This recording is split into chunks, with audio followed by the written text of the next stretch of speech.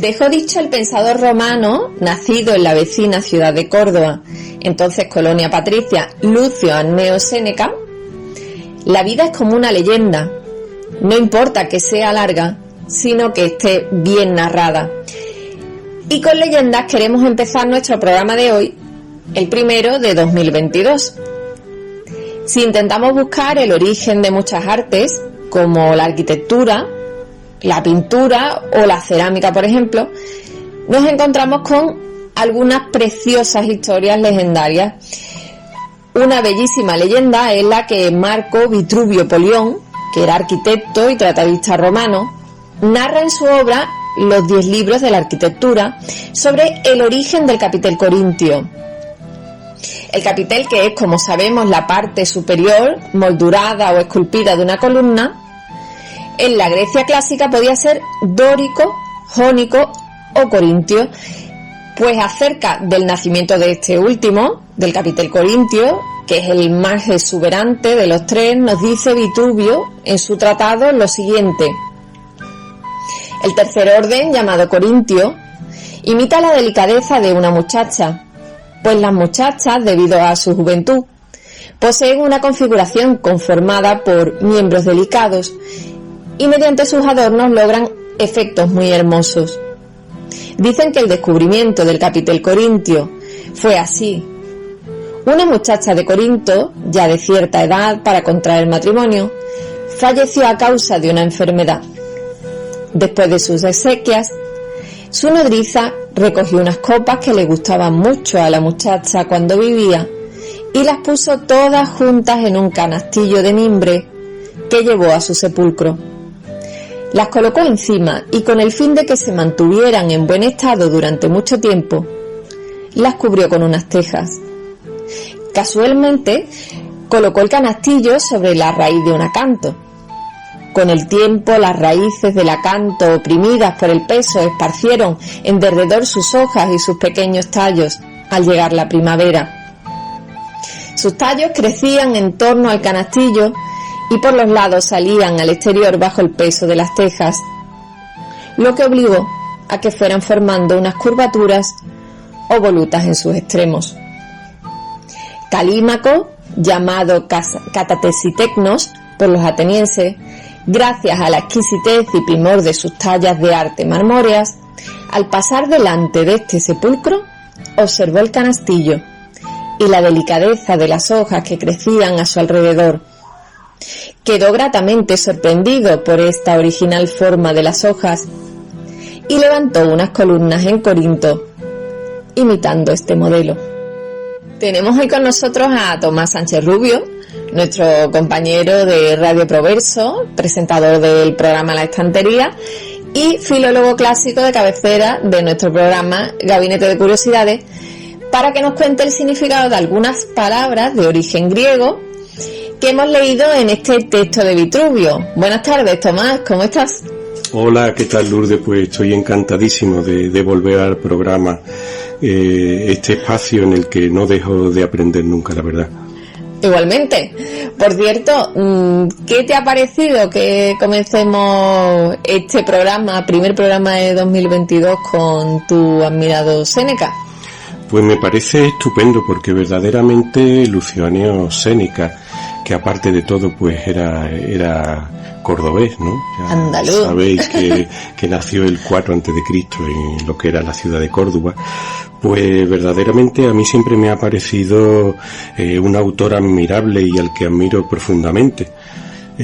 No solo fue filósofo estoico, sino un político que ejerció su carrera en el reinado de diversos emperadores como Tiberio, Calígula, Claudio o Nerón, del que precisamente fue tutor, y sino que bueno, hacía unas obras y nos ha dejado unas frases admirables, y bueno, sus textos pues influyeron de una manera muy importante en los santos padres, empezando por San Agustín. Y bueno, y yo quisiera pues recordar aquella expresión que sobre Séneca, pues yo creo que quizá tú recuerdes cuando éramos pequeños, que cuando una persona sabía mucho y tal, pues se decía que era un Séneca, ¿no? Es verdad, es verdad. En el sentido de que era una persona, pues, digamos, hiperculta, ¿no? Es con una mente privilegiada. Exactamente, ¿no? Era como llamarle cicerones a los guías turísticos, que en verdad viene de Cicerón, ¿no? Es verdad. Pues cuéntanos, volviendo al texto de Vitruvio, tenemos esa palabra que nos ha costado decirla, a mí personalmente me ha costado, catatesiteknos, ¿no? No sé si hago la pronunciación correcta siquiera. ¿Qué significa que Calímaco fuera un catatesiteknos? Sí, efectivamente, pues la palabra catatesiteknos pues fue traducida en los textos en los que se hablaba de Calímaco como meticuloso, pero no es exactamente la misma raíz. O sea, meticuloso en latín es la persona que hace las cosas con un extremo cuidado, o sea, con metus, ¿no? Con miedo, porque quiere hacerlo a la perfección, ¿no? Catatesiteknos está relacionado con la palabra arte, ¿no? La tecne, que era el arte, la habilidad, de donde viene en español técnico, tecnología, ¿no? Y bueno, y tiene delante ese prefijo catá, ¿no? Que significa sobre, encima, que aparece en términos como catarata o catástrofe, ¿no? Pero que también tiene un valor enfático. Entonces, este término significaría el que hace las cosas con un arte de manera extremadamente cuidadosa, o sea, excesiva, persona, ¿no? En exceso, ¿no? Exactamente, o sea, la persona excesivamente detallista, o sea, el artista extremo. Bueno, es una palabra realmente curiosa pero infrecuente, ¿no? No se utiliza mucho, ¿no? Exactamente, o sea, nosotros, pues, como digo, tenemos muchas palabras relacionadas con catá y con tecne en español, pero verdaderamente este compuesto es que incluso ni en Grecia era frecuente, ¿no? En época clásica. Ajá. Bueno, por otro lado quería preguntarte por el propio nombre Calímaco. ¿Tiene significado este nombre? A mí no sé por qué, pero me suena a algo relacionado con la belleza. No sé si me equivoco, ¿puede ser? La mayoría de los nombres, tanto griego como romano, son nombres, podemos decir, parlantes, o sea, es decir, que tienen significado, bueno, como también ocurre con los nuestros hoy día, ¿no? Y bueno, por ejemplo, Calímaco, que también así se llamaba un poeta del siglo IV a.C., griego, ¿no? Pues está formada esa palabra de kalos, que significa noble, hermoso, ¿vale? Y de la palabra mage, que significa batalla o guerra, ¿no? Entonces, significaría Calímaco el que lucha con valor, el que lucha noblemente. Tened en cuenta que nosotros en español tenemos diversas palabras con ese término kalos, derivado de ese término kalos, como puede ser calidoscopio, por ejemplo, ¿no? O sea, la figura hermosa, ¿no? La palabra caligrafía significa la escritura hermosa derecha, ¿no? Y bueno, y aparece, por ejemplo, también en uno de los personajes de la Celestina, Calisto, ¿no? Calisto, ¿qué significa? Bueno, pues puede significar tanto el más hermoso como el más noble. Entonces, la verdad es interesante. Es muy Qué bonito. Interesante. Pues no te vayas aún, Tomás, porque queremos que nos digas alguna raíz etimológica más.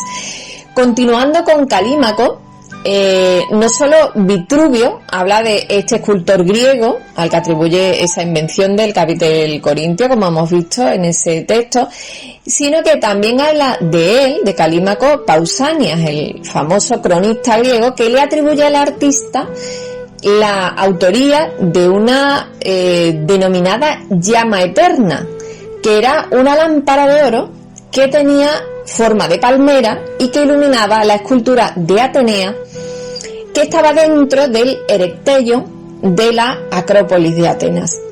Aquí queremos preguntarte, Tomás, por el origen de una palabra concreta que solemos utilizar bastante para referirnos a este enclave ateniense tan famoso que es la Acrópolis. ¿Qué origen tiene la palabra Acrópolis? Pues bueno, nos ha quedado derivado de la palabra polis, que significa ciudad, ciudad-estado, ciudad independiente.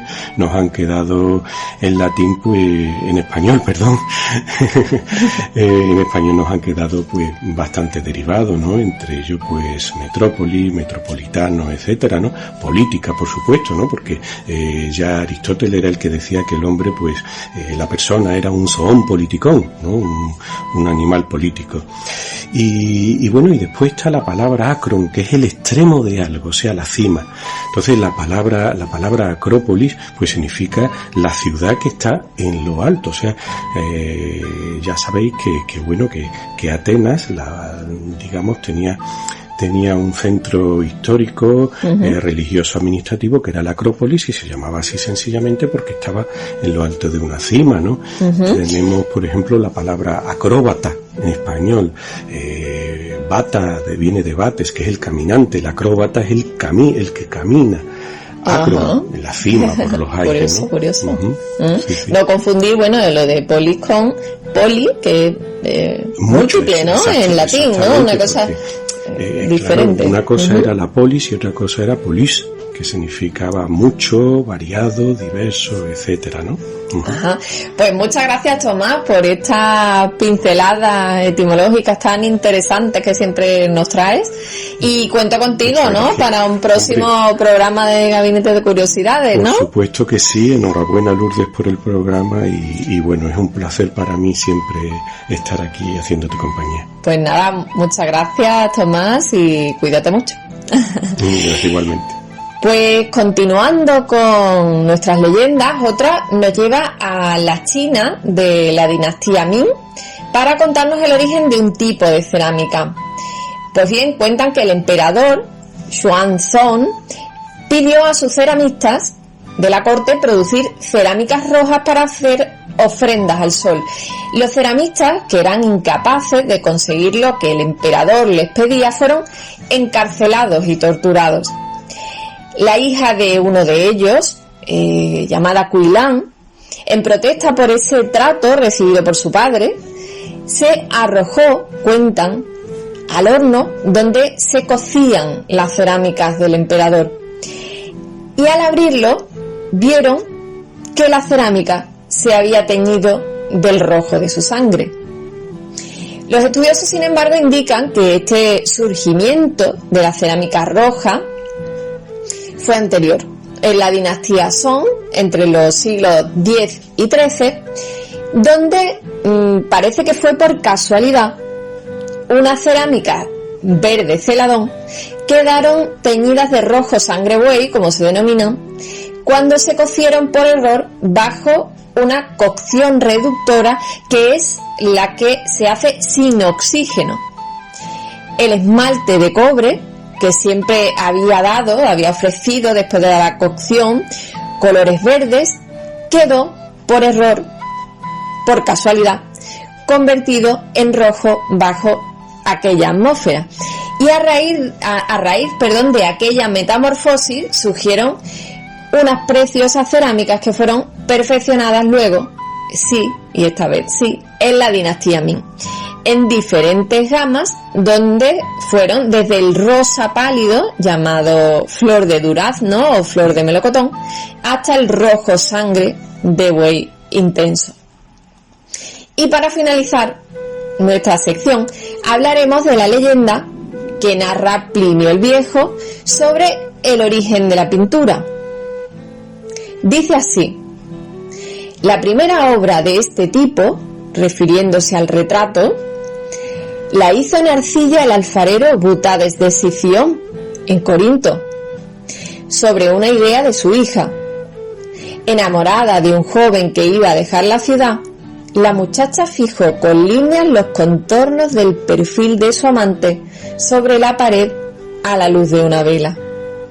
Su padre aplicó después arcilla sobre el dibujo, al que dotó de relieve, e hizo endurecer al fuego esta arcilla con otras piezas de alfarería.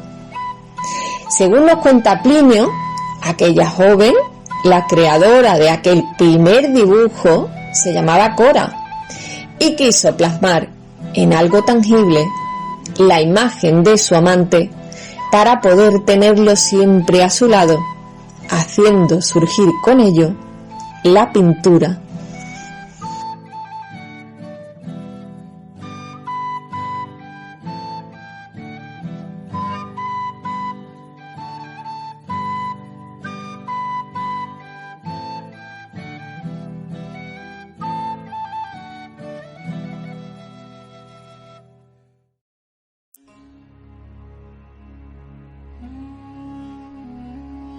Seguimos con historias legendarias en nuestra sección de hoy de Plato de Cine. Los artistas a lo largo de la historia han estado rodeados de un halo de misterio y la reconstrucción de sus biografías en muchas ocasiones se ha revestido de una leyenda. Hay un libro interesantísimo publicado en Viena en 1934 que es un clásico de la historia del arte, que se llama La leyenda del artista, escrito por Ernst Kris y Otto Kurz, donde ambos historiadores plantean que las historias contadas sobre los artistas de todos los tiempos y latitudes proyectan la respuesta que da el ser humano a esa magia, a ese misterio de la creación artística. Hay obras tan universales que su proceso creativo ha generado fabulaciones de las mentes más fantásticas a lo largo de la historia y han hecho surgir leyendas más o menos creíbles y en las que por supuesto el cine, como no podía ser de otra manera, se ha fijado. Hoy vamos a empezar hablando de Nefertiti, la reina del Nilo, que es una película de Fernando Cerchio de 1961 que pertenece al famoso género cinematográfico del peplum, rodada en Italia y con actores americanos e italianos, entre los que se encuentra Vincent Price, la estrella de la factoría Corman, que hace el papel de malo de la película. El malo se llamaba Benacón, que es el sumo sacerdote de Amón, que conspira por colocar a su hija en el trono de Egipto. Pues bien, Benacón destruye la relación de su hija, entonces llamada Tanit, y Thumos, que es un joven escultor. Benacón tiene para ella el plan de casarla con el heredero al trono, que es Amenofis IV, que será el promotor de lo que se ha llamado el paréntesis de Amarna, ya que instaura una época extraña y monoteísta con Atón como dios supremo, frente al politeísmo del Egipto faraónico anterior y posterior a su época. Con el periodo histórico de Amarna como trasfondo, esta película se centra en una historia romántica del amor frustrado entre Thumos, ese escultor, y Tanit, que luego se convertirá en Nefertiti y reina de Egipto. El escultor es llamado por Amenofis IV, que en la película había sido amigo del escultor siendo joven, que ya ha cambiado su nombre por el del faraón Akenatón, y lo llama para que retrate a su esposa, es decir, lo llama para que retrate a la antigua Tanit y antigua amante del escultor. Y es precisamente aquí donde entra la leyenda, ya que según esta película, aquella antigua relación con esa mujer, ahora inalcanzable, hace que el escultor intente plasmar la belleza de la persona a la que sigue amando de esa manera tan sublime e imperecedera que vemos en el busto que hoy se conserva en el Neues Museum de Berlín. Escuchemos un poco de una de las escenas.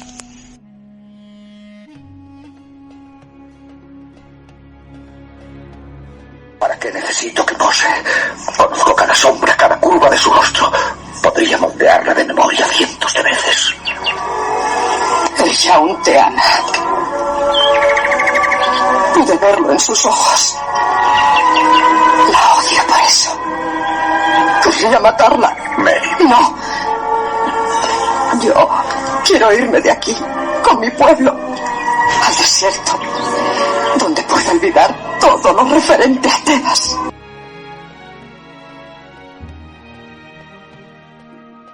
Como hemos escuchado, Thutmose no necesita siquiera que la reina pose para él, ya que conoce todos sus rasgos perfectamente, ¿no? Al haber sido amante de aquella antigua Tanit.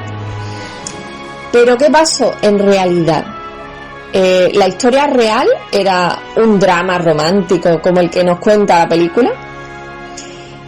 Pues fue el 6 de diciembre de 1912 cuando Ludwig Borchardt, al frente de la excavación de Tell el Amarna, encuentra el famoso busto de Nefertiti dentro del recinto que ocupaba el taller del jefe de escultores del faraón, llamado Thutmosis o Thutmese, no Thutmose, como se llama en la película. Sabemos que es Nefertiti, aquel busto que sale en aquella excavación, inequívocamente por la tiara que luce en la cabeza. Este hallazgo, que en principio no causó excesiva expectación, se convierte años más tarde en un conflicto diplomático, cuando, una vez en suelo alemán, las piezas extraídas, que fueron entre 7.000 y 10.000 objetos, de entre los que solo 5.000, y casi nada, 5.500 llegaron a suelo alemán, pues fueron reclamadas por el Servicio de Antigüedades egipcio, que intenta vedar la actividad arqueológica alemana en suelo egipcio, como medida de presión a fin de que se restituyan principalmente las piezas de esta excavación y muy significativamente el busto de Nefertiti. La obra, como sabemos, nunca volvería a su tierra. En 2012, cuando se cumplieron 100 años del hallazgo, el Museo Berlinés organizó una muestra conmemorativa que se tituló Bajo la luz de Amarna, para celebrar esa efeméride. Por cierto, en 2016, curiosamente, 2 artistas se colaron en el museo donde actualmente está desde 2009, en ese Neues Museum de Berlín, para poder medir la obra y crear un modelo 3D y poner a disposición universal su acceso. Esto lo hacían estos 2 artistas como protesta por el expolio sistemático que se ha realizado en países como Egipto, cuyas riquezas pues han sido sacadas de aquellas tierras para enriquecer los museos de las naciones más ricas del mundo. Lo cierto es que la obra se encontró en un almacén sellado de las dependencias artísticas de Thutmose. Pero, ¿por qué estaba allí esa bellísima pieza? ¿Por qué no llegó a ver la luz o por qué no estaba en las dependencias reales? ¿Era acaso un modelo particular que conservaba el escultor para sí mismo? Pues quizás estas preguntas fueron las que se hicieron estos guionistas de la película italiana, que fueron John Byrne, Fernando Cerchio, Ottavo Poggi y Emerico Pap, que evidentemente pues fabularon acerca del posible enamoramiento de Thutmose hacia la reina de Egipto, algo que por otro lado nunca sabremos. Y pasamos ahora del antiguo Egipto al Renacimiento italiano, con una maravillosa película, bueno, bastante mejor documentada y más seria que la anterior. También es verdad que de mayor presupuesto, que es El tormento y el éxtasis, que fue dirigida por Carol Reed en 1965.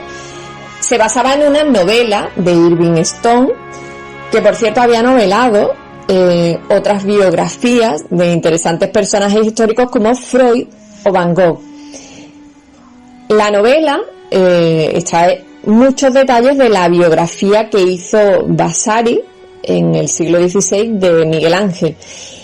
Y Vasari también pues da muchos datos a la película, al guión de la película. El tormento y el éxtasis nos narra la historia de la creación por parte de Miguel Ángel, que es encarnado por Charlton Heston, de las pinturas de la Capilla Sixtina. Las hace forzado por la amenaza de excomunión. Y la cinta pues se basa en la tormentosa relación que el artista Miguel Ángel tiene con su mecenas Julio II, que es el Papa de entonces, que es interpretado por el actor Rex Harrison. La película nos cuenta la legendaria lucha que tuvieron estas dos arrebatadoras personalidades en la Roma del 500. El temperamento de ambos se convierte en un continuo enfrentamiento de uno de los hombres más poderosos de la tierra, que es Julio II, cabeza de la Iglesia, y por otro lado la conciencia del artista, del hombre que no se deja avasallar por el poder de su mecenas.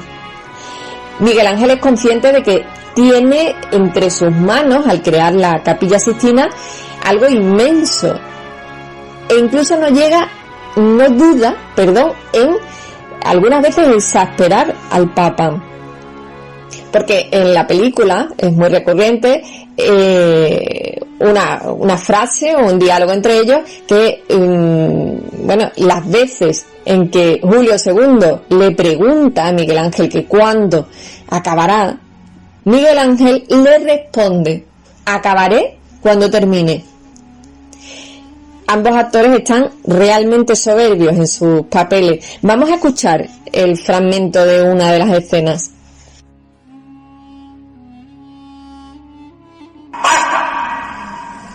Ya hemos oído bastante acerca de religión y de arte.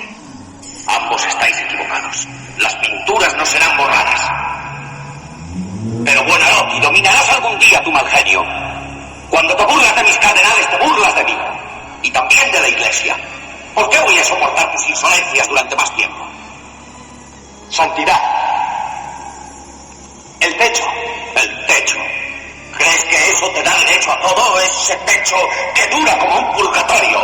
¿Cuándo lo terminarás? ¿Cuándo? Sí, ya sé. Cuando lo acabes. Es lo único que sabes decirme.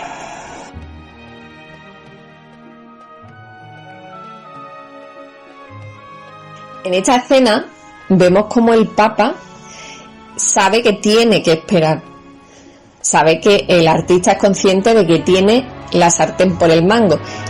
Y también el Papa sabe que, aunque él es el que paga el encargo, en estos momentos se está forjando la libertad del creador. También es consciente Julio II de que el arte es un arma propagandística más. Y es algo que deja claro cuando dice en otra escena de esta película que empleará el arte y la espada para conseguir el triunfo de la fe. Obviamente, la ubicación de aquellos aparatosos andamios dificultaba las labores cotidianas del Papa y de los cardenales. Y es por eso que Julio II se queja continuamente de la dilatación en la terminación del techo. Sin embargo, para las dimensiones que tienen estas pinturas, que tienen alrededor de unos 460 metros cuadrados, y a pesar del complejo programa pictórico que realiza en ellas Miguel Ángel y de la dificultad que tiene pintar un techo, 4 años, que es lo que tardó el artista en realizarlas, nos parece poquísimo.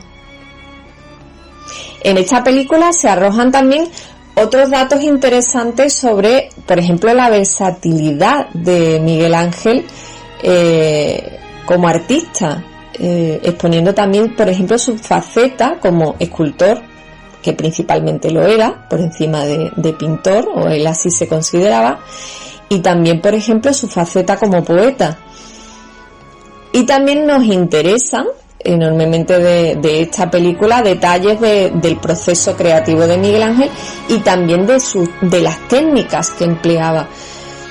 O también, por ejemplo, el método de trabajo que queda pues perfectamente retratado de el fresco que se realizaba por jornadas. Volviendo al argumento, hay que decir que incide, por tanto, en esa personalidad de leyenda, en esa leyenda del artista como creador, con su tinte de divinidad, como hablábamos en otro programa de Gabinete de Curiosidades, y también incide en esa lucha de poder que tiene con el máximo representante de Dios en la tierra, que en este caso es Julio II.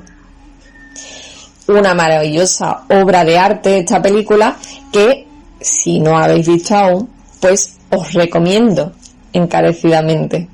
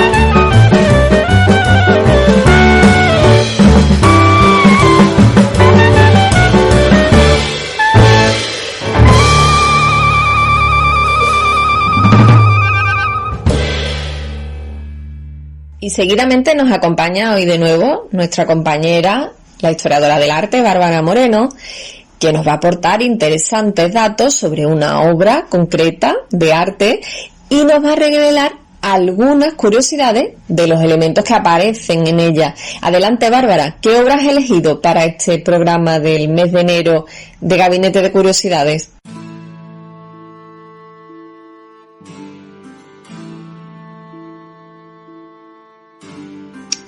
Hola, Lourdes. Pues la obra que vamos a comentar este mes es el matrimonio Arnolfini, pintado por Jan van Eyck en 1434. Sobre el autor se sabe que pertenecía a una familia de pintores y se cree que podría ser hermano de Hubert van Eyck y de Lambert van Eyck. Se desconoce la fecha de su nacimiento y casi nada de su familia ni de su formación artística, aunque probablemente lo hizo en el campo de la miniatura, debido a la precisión en los detalles representados, con una exactitud extraordinaria. El documento más antiguo que existe de él es una carta de pago de la corte de Juan III de Baviera, con fechas de octubre de 1422 a septiembre de 1424, como pintor de corte. Se le atribuyen también varias obras miniadas, entre ellas el libro de Horas de Turín. Tras la muerte de Juan III de Baviera, en 1425 entró al servicio del príncipe de Valois, Felipe el Bueno, como pintor y ayuda de cámara, con un salario fijo de 100 libras anuales, algo que ya lo hace ser un pintor excepcional, ya que la mayoría de los pintores dependían de los encargos para ganarse la vida. Es más, tras su muerte, el 22 de julio de 1441, el duque siguió pagando a su viuda una parte de los ingresos anuales. Además, contaba con un gran prestigio y relaciones con el duque. Por ello se le encargaron algunos viajes de carácter diplomático, que sitúan a Van Eyck en la península ibérica. Puede ser que en Valencia, para pedir a Alfonso V de Aragón la mano de su sobrina Isabel de Urgel. La presencia de Van Eyck resulta verosímil, ya que Alfonso V llegó a poseer 3 pinturas de este. Las negociaciones en Valencia fracasaron y Felipe el Bueno lo envía a Lisboa para pedir la mano de la infanta Isabel, hija de Juan I. De este viaje a Lisboa se conserva un único documento escrito donde se recoge que Van Eyck, además, ejecutó 2 retratos de la princesa Isabel, que hoy están desaparecidos. La presencia del pintor en la península ibérica ayudaría a explicar la representación en su obra de elementos decorativos en azulejos y alfombras de inspiración nazarí o valenciana. Pues el cuadro, el matrimonio Arnolfini, se pintó en 1434 en Brujas, el enclave comercial más importante del norte de Europa. De Rusia y Escandinavia llegaban la madera y las pieles, de Génova y Venecia la seda, las alfombras y las especias, y de España y Portugal los limones, los higos y las naranjas. Brujas era la ciudad más famosa del mundo por las mercancías con las que comerciaba y por los mercaderes que en ella vivían, como lo describió Felipe el Bueno, duque de Borgoña, de 1419 a 1467. Los duques poseían muchas residencias, amaban el lujo y como Felipe el Bueno sabía que el poder de Borgoña se basaba en la laboriosidad de sus ciudadanos, sobre todo el comercio y la industria textil, pues favorecía el bienestar de sus habitantes, algo que se ve reflejado en esta obra. Ya que el matrimonio del cuadro de Van Eyck se expone la riqueza de Brujas. Los ropajes, sobre todo, evidencian que se trata de una pareja adinerada. El vestido de la mujer está adornado con armiño y la cuidada colocación de los pliegues remite a la ayuda de una camarera, y además para que la señora pudiera andar, alguien tenía que sujetarle la cola. El hombre, en cambio, lleva una valiosa capa de terciopelo, orlada o incluso forrada de nutria o de marta. La capa, al dejar los pies en libertad y estar abierta por los lados, permitía el movimiento, la actividad. Por lo tanto, este hombre no formaba de la aristocracia, algo que también demuestran los zuecos de madera colocados delante de él, para no ensuciarse al caminar por la calle, ya que los grandes señores no necesitaban zuecos, iban a caballo o se hacían llevar en sillas de mano. Otro de los elementos importantes en la obra es el espejo. De la pared del fondo de la habitación cuelga este espejo, este objeto, situado en el eje central del cuadro. El marco está adornado con 10 medallones que representan las estaciones del Vía Crucis. Un espejo de cristal era algo infrecuente en la época de Van Eyck. Normalmente se utilizaba metal pulido. Los espejos de cristal solo se encontraban en las posesiones de los reyes y se consideraban un objeto precioso, ya que su fabricación era sumamente dificultosa.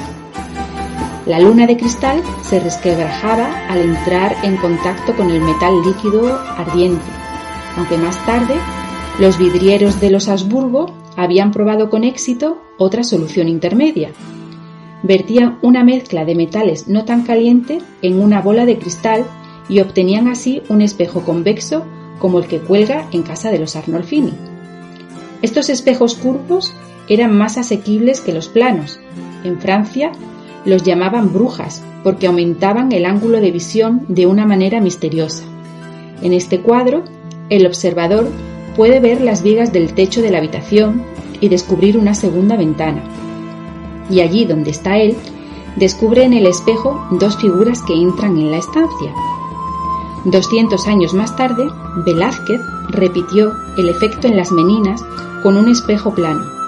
Este pintor, Velázquez, era el conservador de las colecciones reales de la corte española, en las que probablemente figuraba el cuadro de Van Eyck. La mujer pone delicadamente la mano derecha sobre la mano izquierda del varón.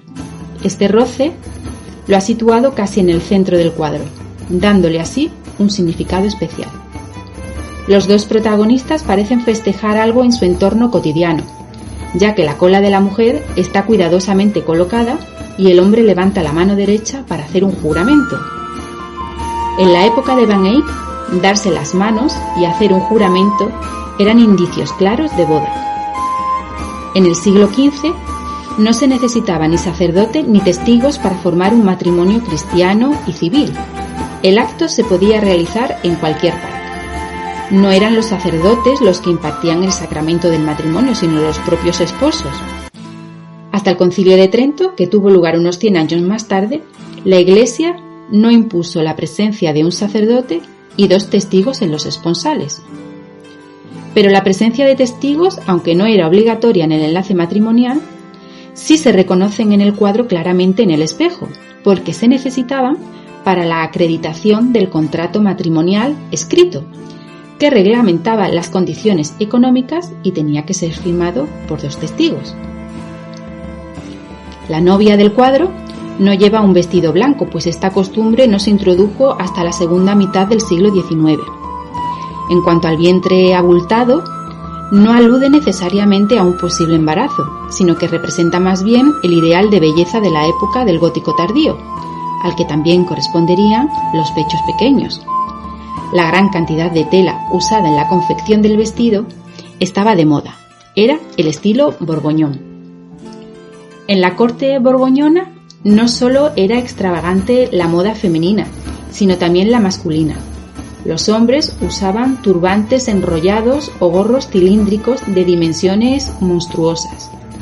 Felipe el Bueno llevaba colores oscuros en los acontecimientos oficiales, y también lo hacía Arnolfini. De ahí surgirá más adelante el color negro de la indumentaria de la corte española. Por otro lado, las manos del novio son tan blancas y cuidadas como las de la novia. Sus hombros estrechos indican que no tiene necesidad de imponerse en la sociedad por la fuerza física. Y por encima de la pareja, además del espejo, cuelga una araña de metal de las que los forjadores fabricaban por entonces en Flandes. Por los documentos de la filial de la Banca Medicis, se sabe que estas arañas también se enviaban a Italia divididas en varios fragmentos. Destaca que en esta lámpara solo hay encendida una vela. Según la tradición simbólica de la Edad Media, el novio entregaba una vela encendida a la novia. La llama simboliza a Cristo, que todo lo ve, y es aquí testigo de las promesas nupciales. Por eso no eran demasiado necesarios los testigos terrenales. Bajo el brazo derecho de la araña se distingue una figurilla de madera que forma parte del alto respaldo de una silla. Representa a Santa Margarita, patrona de las parturientas venciendo al dragón. Al igual que la vela y que la figurita tallada en la silla, la mayoría de los objetos que se integraron en este cuadro encierran un significado simbólico. Por ejemplo, el perrito, situado entre los esposos, indica bienestar y fidelidad. En las tumbas de la época figuran a menudo, a los pies del hombre, un león, símbolo de la fuerza y el valor, y a los pies de la mujer, un perro, ya que al parecer solo se esperaba fidelidad conyugal por parte de ella. El espejo inmaculado y las cuentas transparentes del rosario que cuelgan de la pared hacen alusión a la pureza de la mujer. El lenguaje simbólico surgió en las iglesias medievales, puesto que el pueblo que no sabía leer necesitaba imágenes para la oración y el aprendizaje. También las chanclas y los zuecos son simbólicos. Podrían revelar una prisa o un desorden improcedente en un acto ceremonial. Para las gentes de la época contenían una alusión al Antiguo Testamento. No te acerques, quítate las sandalias de los pies, porque el lugar que pisas es tierra sagrada. Así habló Dios a Moisés. Y cuando dos esposos celebran el sacramento del matrimonio, un simple suelo se convertía en un lugar sagrado. En este cuadro tiene un significado especial la firma del pintor. No está modestamente situada abajo a la derecha, como era habitual, sino que destaca con claridad entre el espejo y la araña. También la fórmula es insólita, porque no pone Joan van Eyck lo pintó, sino que estuvo allí, que estuvo presente. El pintor firma no como autor de la obra, sino como testigo de la acción. Tal vez se autorretratara en el espejo, entrando en la habitación con un turbante y ropajes de color azul claro.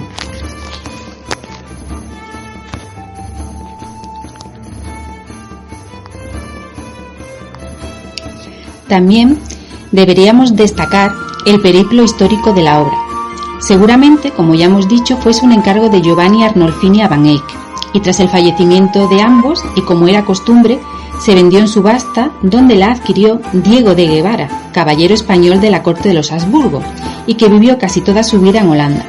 Guevara regaló el cuadro a Margarita de Austria en 1516, que era gobernadora en aquella época de los Países Bajos. Tras el fallecimiento de Margarita, la pintura la hereda su sobrina María de Hungría, que era hermana del rey Carlos I, quien también se hará cargo del gobierno de los Países Bajos, cargo que decide abandonar cuando su hermano Carlos abdica y se retira a Yuste en 1555. A la muerte de Carlos, Felipe II la convence para que vuelva a los Países Bajos a hacerse cargo de la gobernación. Pero María fallece solo unas semanas después que su hermano Carlos, y sus obras pasan a manos de Felipe II.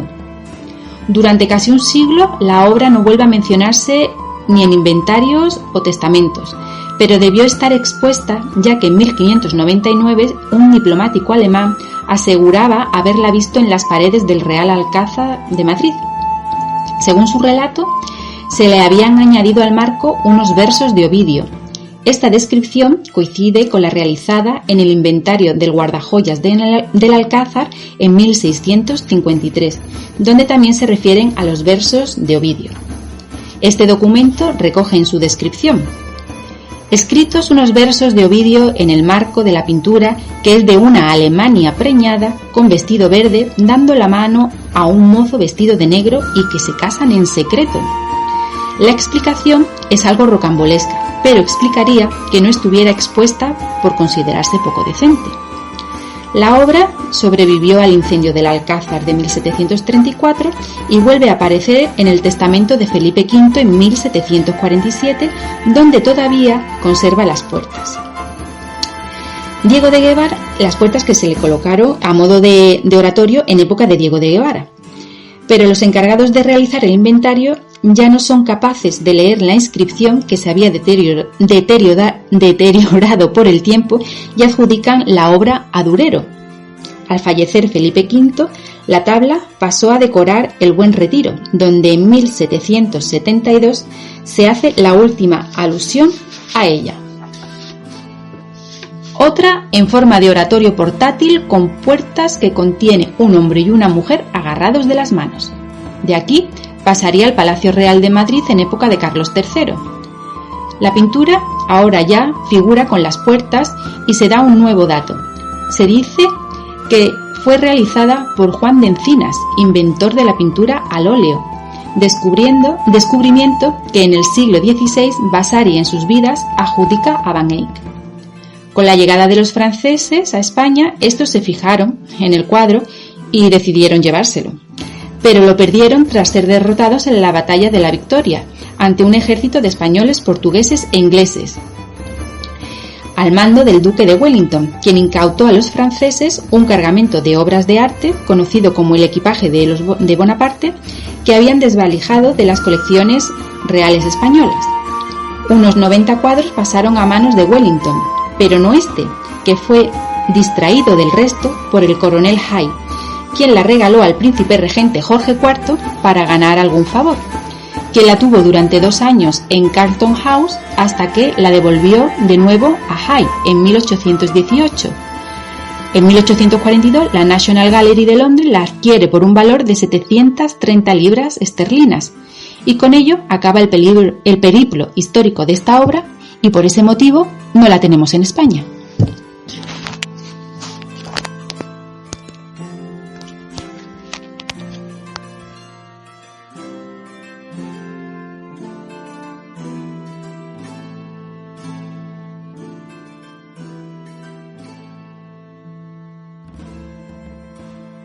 Pues gracias como siempre, Bárbara, te superas cada mes. Gracias por habernos traído esta maravillosa obra y por habernos desgranado tan al detalle esta magnífica pintura que se conserva en la National Gallery de Londres. Es muy curioso lo que cuentas acerca de esos zuecos de madera que están en primer término y que es una de las cosas que más poderosamente nos llaman la atención cuando miramos este famoso cuadro. Y también esa explicación acerca de la lámpara que cuelga del techo con esa única vela encendida, o también ese elemento enigmático del espejo curvo que, como bien dices, pues parece que Velázquez conocía y reinterpreta en su obra Las Meninas. Así que nada, te esperamos como siempre en el próximo programa del mes de febrero, Bárbara. Un abrazo, compañera.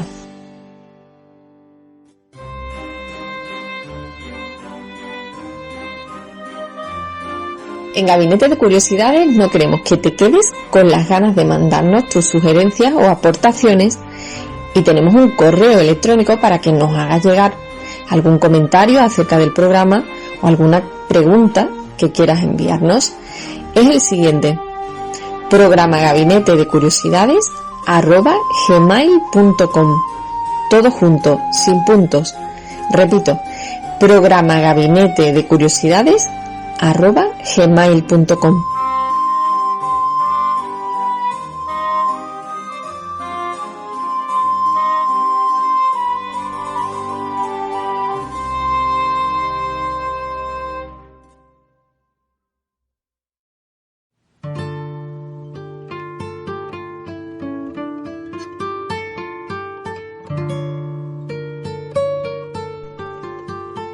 Hoy, como estamos en enero, queremos hablaros de este primer mes del año en la cultura occidental. El nombre de este mes viene de la cultura romana, que lo denominaba Januarius, que es bastante parecido al actual portugués janeiro o al inglés January, porque era el mes dedicado al dios Jano, que era un dios que tenía 2 caras y que por eso se le representa siempre con esas 2 caras contrapuestas y se le suele llamar Jano Bifronte. Precisamente en la Casa de Pilatos de Sevilla, de la que hablaremos al final del programa, donde hay una colección importantísima de esculturas griegas y romanas traídas de Italia por el duque de Alcalá, propietario de esa casa, y que llegó a estar al nivel de la colección del cardenal Farnese y también de la de Cosme de Medici, se conserva una fuente rematada por un Jano bifronte que es de época Flavia. Este dios Jano tenía dos caras porque vigilaba las entradas y las salidas de las ciudades y también las puertas de las casas. De hecho, la puerta en latín se denominaba Janua, y en la mitología a este dios se le atribuye también la invención de la moneda, quizá por aquello de tener dos caras. Incluso en la República Romana hubo una moneda con la cabeza de este dios Jano en una de sus caras.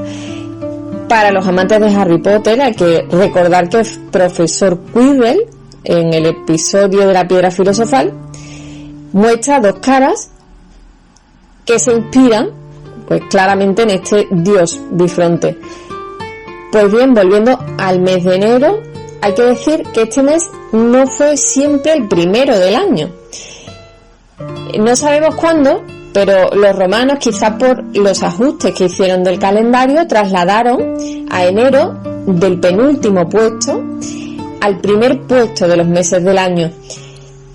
Hasta entonces febrero había sido el último y marzo el primero de los meses del año. Por ello, los meses de septiembre, octubre, noviembre y diciembre se correspondían con sus nombres, ya que eran séptimo, septiembre, octavo, octubre, noveno, noviembre y décimo, diciembre.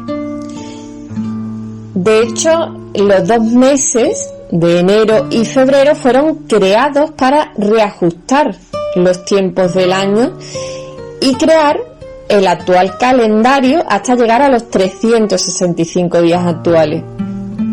Para Roma, el mes de enero era el mes de descanso de los agricultores antes de la siguiente siembra en primavera. Y en enero había distintas fiestas y una de ellas estaba relacionada con el cultivo y estaba dedicada a las dos diosas relacionadas con la agricultura. Por un lado, Telus, que era la diosa de la tierra, y por otro, Ceres, que era la diosa protectora del campo y de la fertilidad. La diosa Ceres se solía representar tocada con un velo, con una corona de espigas a menudo, pero siempre con una cornucopia en uno de sus brazos que simbolizaba la fertilidad y la abundancia. De la diosa Ceres conservamos, por ejemplo, en el Museo Nacional de Arte Romano de Mérida, una soberbia escultura que estaba ubicada en el frente escénico del teatro y que fue descubierta en 1911 por el arqueólogo José Ramón Mélida. Trasladándonos ahora a la cultura cristiana, enero tiene también señaladas fechas en el calendario como la Epifanía de los Reyes Magos, conocida por todos, San Antonio Abad, que es el día 17, Santa Inés, el día 21, o Santo Tomás de Aquino, que se celebró ayer, día 28, viernes. Como curiosidad, hay que decir que este santo, que era padre de la Iglesia, ha inspirado enormemente a los artistas. Este hombre, que consiguió compatibilizar el pensamiento aristotélico con la doctrina cristiana, algo que parece imposible, según las descripciones era un hombre obeso, tanto que comía sentado en una mesa que tenía un hueco para poder encajarse en ella.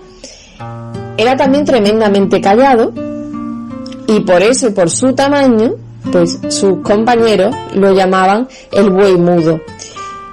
Una de las representaciones más bellas de este santo es la de Carlo Crivelli, de 1476, procedente de la localidad italiana de Ascoli Piceno.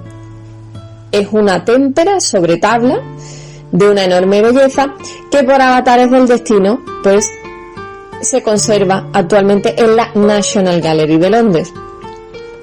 Hay otra representación bellísima de Santo Tomás de Aquino realizada por Sandro Botticelli, que actualmente se conserva en la colección del Museo Arbetstiftung en la localidad suiza de Rigisberg. Y también tenemos la apoteosis de Santo Tomás de Aquino, que hizo Zurbarán en 1631 y que se conserva en el Museo de Bellas Artes de Sevilla, una obra que sufrió el robo por parte de las tropas francesas, pero fue devuelta más tarde a la ciudad.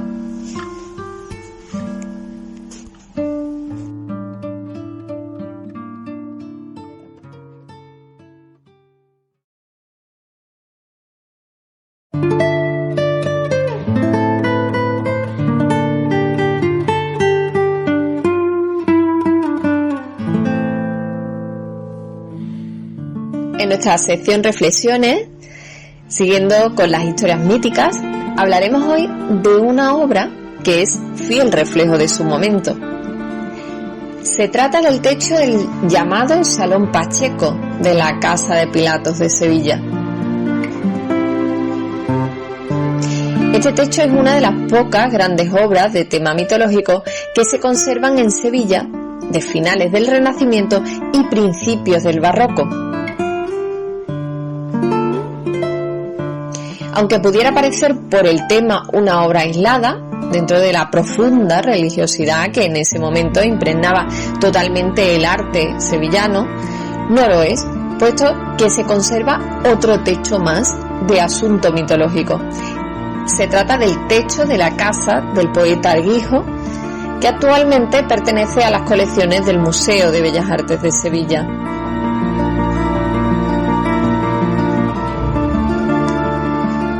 El techo de la Casa de Pilatos está compuesto por 39 paneles independientes, realizados en lienzo, enmarcados por molduras, y fue realizado por Francisco Pacheco, suegro de Velázquez, entre 1603, cuando se fechan los primeros dibujos preparatorios del mismo, y 1604.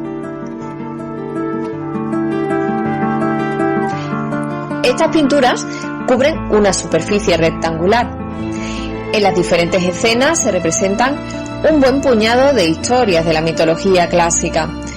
Para asesorar a Francisco Pacheco estuvo el destacado humanista sevillano Francisco de Medina, mientras que el pintor Pablo de Céspedes le asesoró en la ejecución de las pinturas al temple. Las pinturas hacen alusión a la persona que las encarga al precio de 1000 ducados. Fernando Afán Enríquez de Rivera, que era tercer duque de Alcalá y quinto marqués de Tarifa, que acababa de cumplir 20 años. Su estirpe se tenía por heredera del mismísimo Hércules, figura muy arraigada al ámbito sevillano, al considerarse este el fundador mítico de la ciudad. En el centro del techo vemos precisamente a este semidios, a Hércules, en apoteosis, en medio de los 12 dioses olímpicos, los denominados mayores, que están sentados en asamblea como juzgando las obras o los trabajos que Hércules hizo y que le otorgaron el reconocimiento y la fama. Es curioso que no le vemos el rostro a Hércules, quizá porque, como piensan los expertos, quiera representar al propio duque de Alcalá.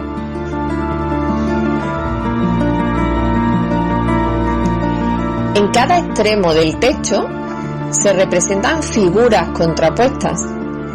Por un lado, en el extremo más cercano a la entrada del salón, 3 figuras relacionadas con el fracaso. La primera, la envidia, que era una figura femenina que guía a los seres humanos por el camino incorrecto. Belerofonte, también frustrado en el empeño de conseguir la gloria. Y por último, Faetón, un jovencito que desboca el carro del sol de Apolo, que era su padre. Él se había empeñado en conducir el carro de Apolo por el cielo como lo hacía cada mañana su progenitor, y no supo mantenerlo en el camino correcto, viéndose Zeus obligado a derribarlo, causándole la muerte al joven.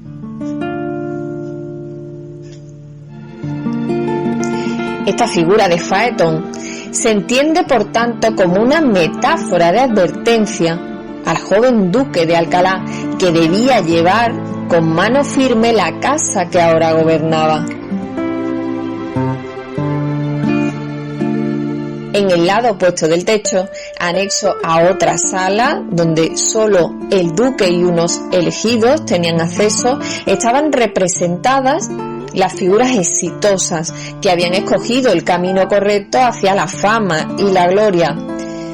Es el caso de Ganímedes, que es el escogido por Zeus como su amante y que ascendió al Olimpo por ser el elegido, y a cuyo lado Pacheco representa a la justicia.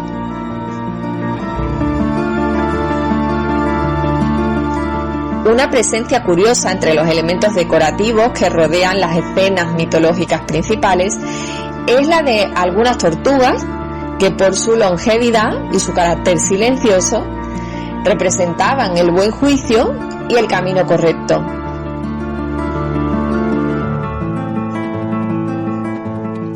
Debajo de este techo se reunía una de las tertulias de humanistas, donde se hablaba sobre arte y sobre mitología en la Sevilla de finales del Renacimiento. Pasados los años de haber pintado esta obra, Pacheco, en su tratado del arte de la pintura, del que ya hemos hablado en alguna ocasión, donde cita algunas de las obras más significativas de su carrera, no menciona apenas este techo, que había sido en su día una obra magnífica y bien reconocida. A medida que avanzaba el siglo XVII, el recrudecimiento de los castigos de la Inquisición, que miraba con recelo toda obra que no fuera religiosa, le hizo guardar silencio sobre aquel techo mitológico que había realizado y sobre aquel pasado humanista que había tenido en su juventud. Y llegamos al fin del programa de Gabinete de Curiosidades de hoy.